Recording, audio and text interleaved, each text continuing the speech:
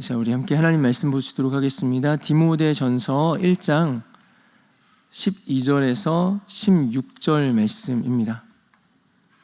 디모데전서 1장 12절에서 16절 말씀입니다.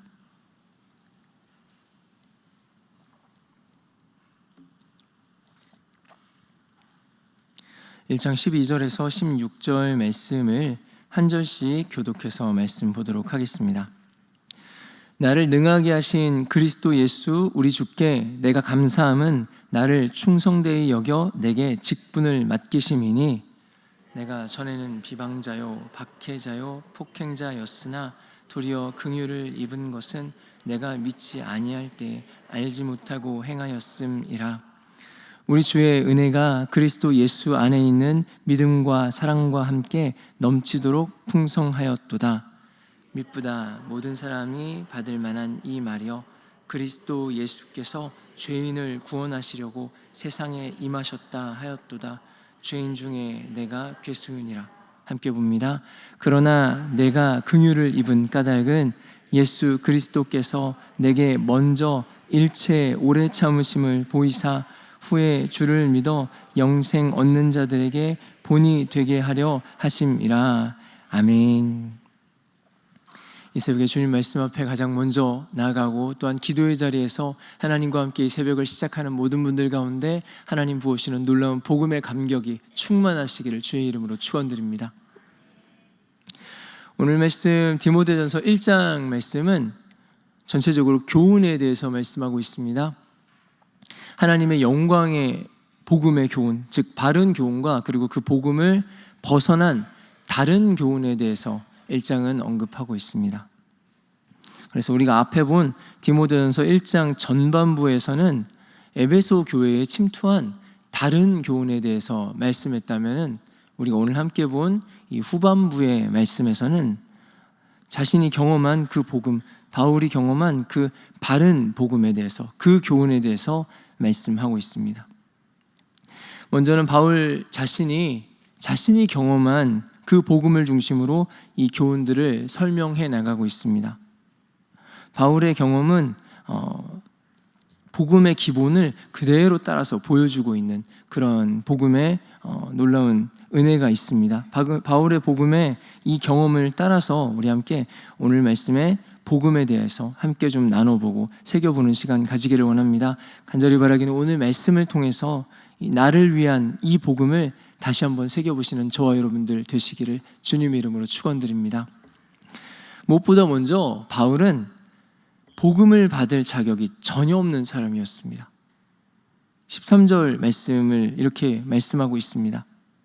내가 전에는 비방자요 박해자요 폭행자였으나 도리어 긍휼을 입은 것은 내가 믿지 아니할 때에 알지 못하고 행하였음이라.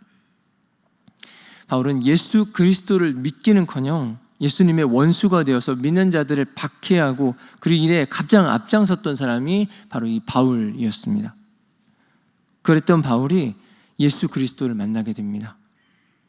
복음을 접하고 나니까 자신이 불쌍히 여김을 받을 만한 사람조차 못 된다는 것을 뼈저리게 느끼고 깨닫게 됩니다. 오히려 자신이 당장 심판을 받아도 아무런 할 말이 없는 사람이라는 것을 너무너무 확실하게 알게 됩니다. 복음을 받아들이는 첫 번째 단계는 자신이 구원받을 만한 아무런 자격이 없다는 것을 깨닫는 것으로부터 시작됩니다. 사람은 자신의 죄를 지울 수 없는 존재입니다. 그 죄를 어떻게도 해결할 수 없는 죄 앞에 완전히 무력한 존재가 바로 사람입니다. 시편 14편에는 이렇게 말씀하고 있습니다. 여호와께서 하늘에서 인생을 굽어 살피사 지각이 있어 하나님을 찾는 자가 있는가 보려 하신즉 다 치우쳐 함께 더러운 자가 되고 선을 행하는 자가 없으니 하나도 없도다. 감히 예수의 이름을 부를 수도 없는 그 죄인을 예수께서 찾아오시는 그 장면부터 복음의 역사가 시작됩니다. 그래서 13절의 말씀에 보면 바울이 예수께서 빛 가운데 자신을 찾아와 주신 것을 이르러서 긍휼이라고 부릅니다. 긍휼. 우리는 그저 심판받아 마땅한 존재인데, 상종 못할 그런 존재인데, 그런 자들을, 그런 자신을 예수 그리스도께서 굳이 찾아오셨다는 것입니다. 오늘 13절 말씀에 나타나는 우리의 죄를 바라보는 이 복음의 관점이요, 알지 못하고 행하였다입니다. 알지 못하고 행하였다. 마치 남의 집 외제차에 돌멩이로 가지고 그림을 이렇게 신나게 그려놓은 그런 아들을 두고 그 부모님이 하는 말과 같습니다. 정말 죄송합니다. 너무너무 죄송합니다. 저희 아이가 정말 몰라서 그랬습니다. 이 아이가 아무것도 모르고 그랬습니다. 정말 죄송합니다. 여러분, 아무리 모르고 했다고 해도 죄는 죄입니다. 모르고 했다고 해서 그 죄가 없어지는 것이 아닙니다. 그런데 하나님은 우리의 죄를 향해서 말씀하십니다. 잘 몰라서 그랬구나. 네가 잘 몰라서 그랬구나. 그렇게 보시기로 작정을 하셨다는 것입니다. 그렇게 사람을 바라보십니다. 그렇게 죄인을 바라보십니다. 그것이 바로 우리 하나님의 긍휼입니다. 애초에 이 모든 복음의 역사는 우리 하나님의 긍휼로부터 시작됩니다. 14절은 이렇게 말씀하고 있습니다. 우리 주의 은혜가 그리스도 예수 안에 있는 믿음과 사랑과 함께 넘치도록 풍성하였도다. 여러분, 복음의 참 놀라운 점 중에 한 가지는 이 복음이, 그 은혜가 넘치도록 풍성하다는 것입니다. 우리에게 약간 은혜를 주신다, 어느 정도 은혜를 주신다, 그런 말씀이 아닙니다. 바울과 같은 비방자, 박해자, 폭행자, 그 어떤 변명도 할 수 없는 죄인이 넘치도록 풍성한 하나님의 은혜를 입습니다. 사람 중에 간간히 그런 사람이 있을 수 있습니다. 굉장히 마음이 넓은 그런 사람이 있습니다. 그래서 혹시 누가 내 차를 좀 긁어 놓아도 허허 웃으면서 아이 뭐 애들이 그럴 수도 있지요 할지도 모릅니다. 하지만 그런 사람도 참는 것에는 한계가 있습니다. 어느 정도라는 것이 있습니다. 그 사람이 참을 수 있는 그 한계를 넘어서는 순간 그 분노가 폭발하고 맙니다. 그런데 우리 하나님으로부터 쏟아지는 이 은혜는 그 한계를 알 수가 없습니다. 다만 우리가 한 가지 확실하게 알 수 있는 것은, 우리가 어떤 거대한 죄악을 저지른다고 해도 우리 하나님의 은혜가 그것보다 더 크다는 사실입니다. 그래서 바울은 주의 은혜가 넘치도록 풍성하다라고 고백하고 있습니다. 15절 말씀은 앞에 나왔던 다른 교훈과는 대비되는 바른 교훈의 그 핵심을 요약해서 말씀해주고 있습니다. 15절은 이렇게 말씀합니다. 미쁘다 모든 사람이 받을 만한 이 말이요, 그리스도 예수께서 죄인을 구원하시려고 세상에 임하셨다 하였도다. 죄인 중에 내가 괴수니라. 그리스도 예수께서 죄인을 구원하시려고 세상에 임하셨다. 예수님은 우연히 이 땅에 오시게 되어서 이 땅에서 죄인을 만나고 그 죄인을 긍휼히 여기신 것이 아니었습니다. 애초에 주님이 이 땅에 오실 때부터 예수께서는 이 죄인들을 구원하려고 결정하시고 작정하시고 계셨습니다. 여러분, 누구라도 좋은 사람 만나고 싶어 합니다. 훌륭한 사람을 가까이 하고 싶어 합니다. 그 어떤 사람도 악하고 추하고 더러운 사람을 가까이 하고 함께하고 싶어 하지 않습니다. 그런데 우리 주님이, 우리 예수님은 죄인을 만나고자 찾아오셨습니다. 복음의 핵심을 말씀하고 있는 오늘 이 15절 말씀이요, 이 말씀이 우리의 삶을 완전히 새롭게 하는 말씀이 되느냐, 아니면 그저 그렇게 지나가는 기독교의 교리 중에 하나로 그냥 그렇게 지나가느냐는 이 죄인이라는 단어에 달려 있습니다. 예수께서 죄인을 구원하시려고 세상에 임하셨다. 여기 이 죄인이라는 자리에 내가 들어가느냐 들어가지 않느냐에 달려 있습니다. 내가 죄인인 것을 인정하는 만큼 이 복음은 나에게 정말 복된 소식이 됩니다. 그런 의미에서 15절 이 마지막 고백은 바울이 이 복음을 정말로 온전히 누리는 비결이었습니다. 바울이 이렇게 얘기합니다. 죄인 중에 내가 괴순이라.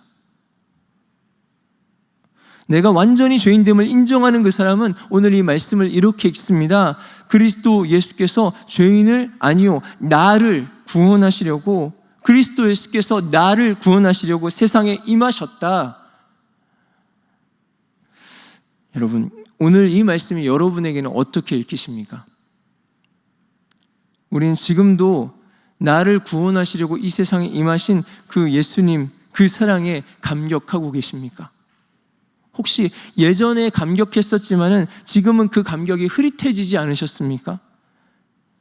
나의 죄인됨이 흐릿해질수록 예수님이 주시는 이 구원의 감격도 흐릿해집니다.